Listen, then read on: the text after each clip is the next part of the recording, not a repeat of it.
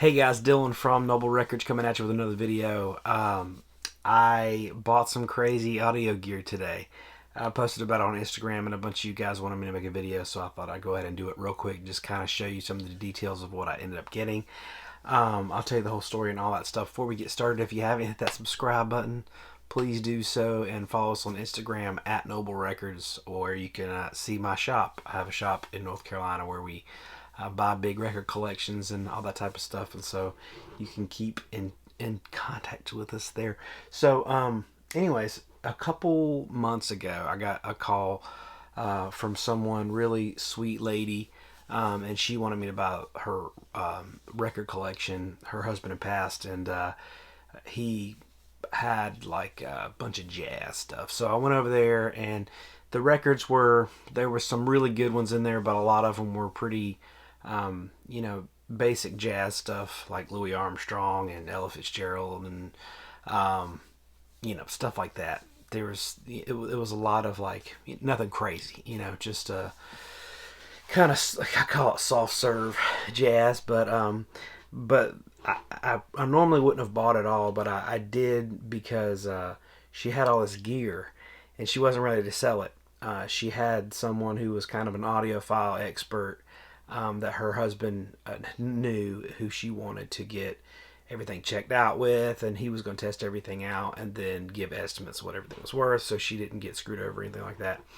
And I told her, I said, one day my wife will be in the same position that you're in, so I want to treat you right and give you good money for this stuff, because I know he probably spent a lot on it, and he would want this stuff passed on to somebody who respected it and respected you. So that was my whole basis. I have no, I didn't get this stuff for cheap or anything like that. But we both came to a really good agreement on this stuff. Now, the funny thing is, I was not going to buy any of it.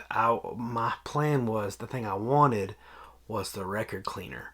And I'll show you that here in a minute. But then as we got to talking and stuff, she's such a nice lady, and she talked me into it. She gave me an offer I couldn't refuse, and so I figured I'm gonna sell my Clear Audio Concept MC and my Peachtree Nova 150 probably here real soon, because I'll just tell you about all that stuff later. But let me show you the gear real quick. So this is the entire reason I wanted to go over there. I've been wanting to get a good record cleaner for the house. I've got a great one for the shop, but just been trying to find a good one for the house, and I'm kind of unwilling to pay crazy high prices for them.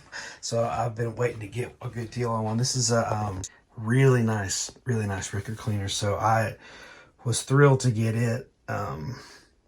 Yeah, and it came with a bunch of doodads and who's-he what's-its and extras, so I'm happy with that. But that was why I went. So as soon as I got there, we made a deal on this, and I was like, well, you're so reasonable on that, maybe we'll talk about some of this gear. So coming in hot, this is the McIntosh 275 legendary amp.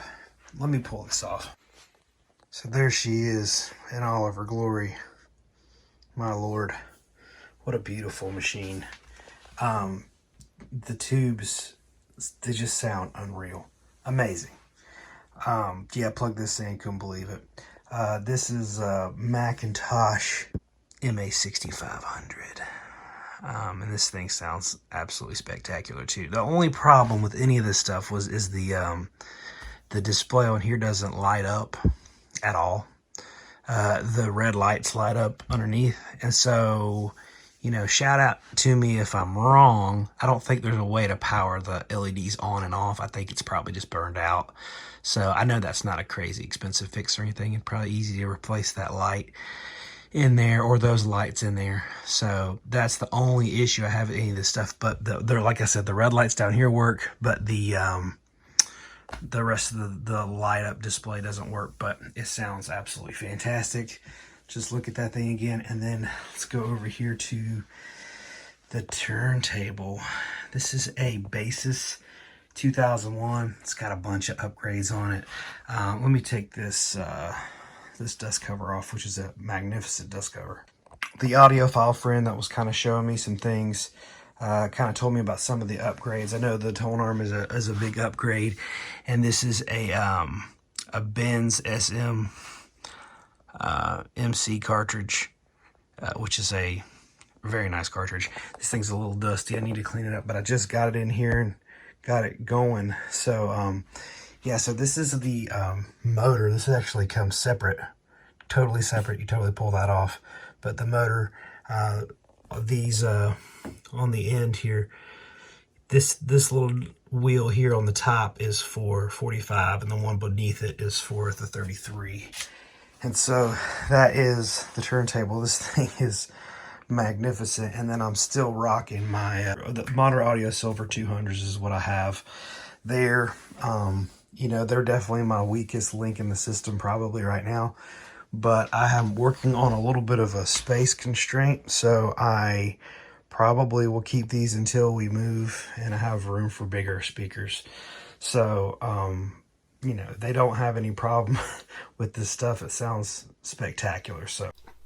So when I got the stuff and I got it home and I plugged it in, the sound quality was unreal. I cannot even tell you how insane it was. It was a whole nother level. It was unbelievable. And I actually hooked the speakers and everything up. As I hooked everything up, I realized the whole, like, the significance of the 275. I still am a newbie when it comes to this kind of high level.